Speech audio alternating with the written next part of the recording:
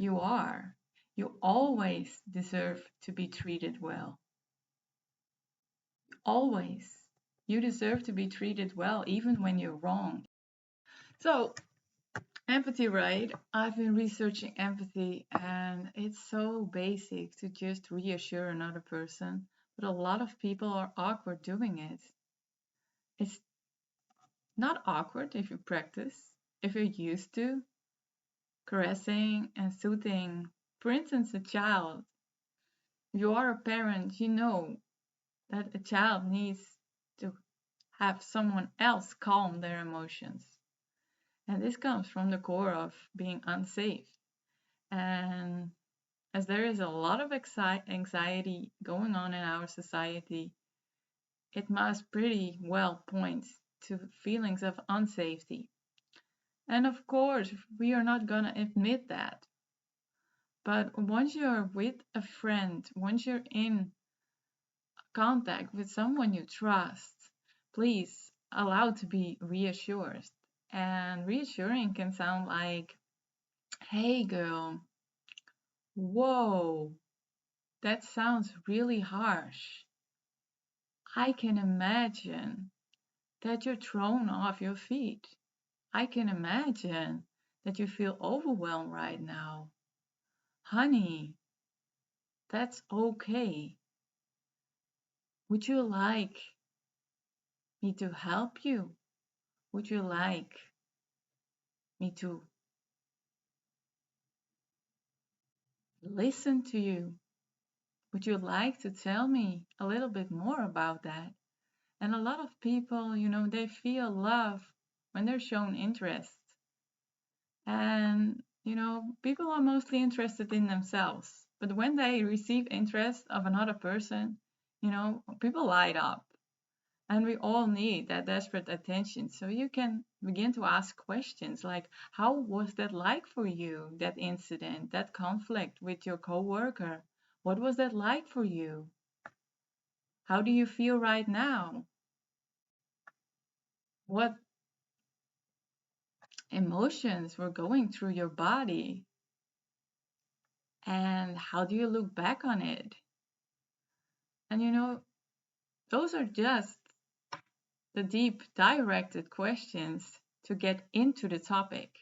And a lot of people sadly don't have time for this. So it's a matter of time. It's not a matter of education. I am, in my case, well educated, but I think that everybody who can read and write at least is able to formulate a question. You don't need any education to learn empathy. You just have to ask, what was that like for you? What was it like to feel that emotions? How did you carry it? How did it happen? How did your conversation go? How did you come home after that?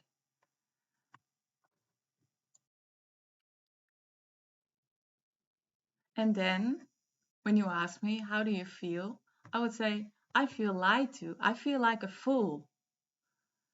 And then my friend would say, of course, everybody who's been lied to feels like a fool.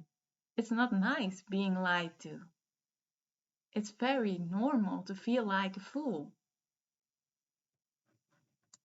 So, how does that feel? I felt so helpless. And, this reminded me of the little version of myself.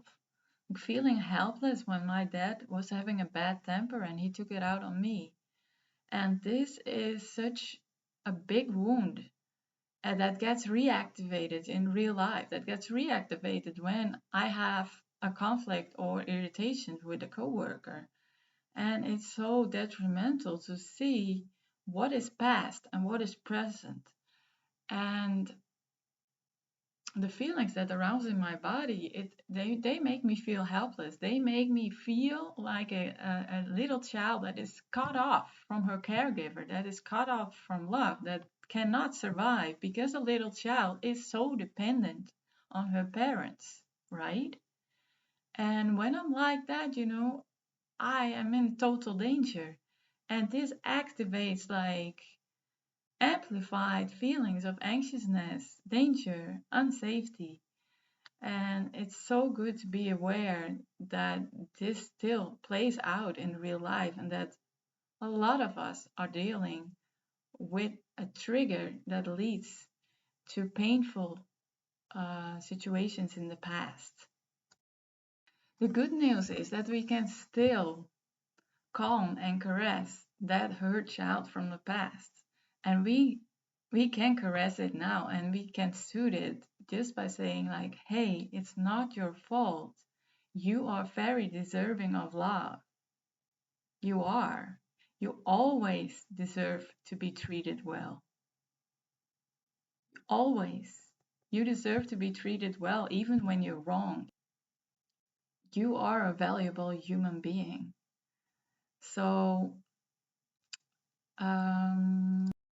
it's not fair to put all the blame on myself. It's not looking fully at the situation because I played my part and the coworker played her part. And those are two people intervening. And it would say,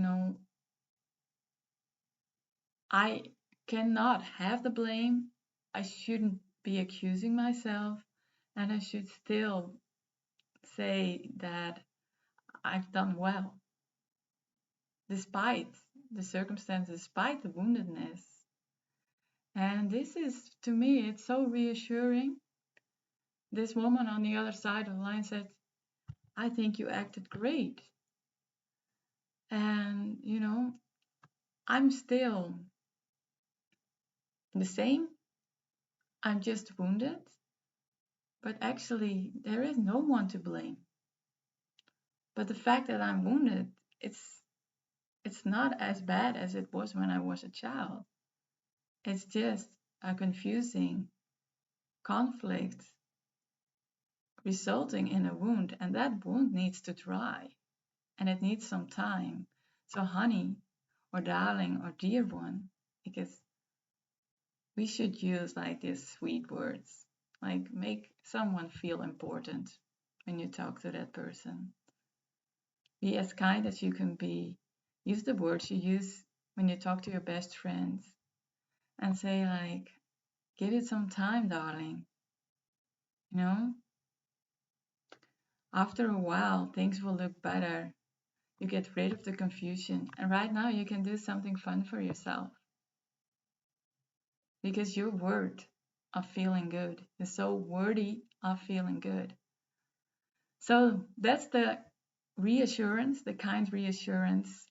I hope this makes sense.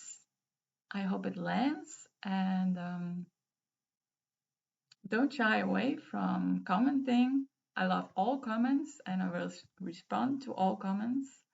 So let's keep connecting. Bye bye.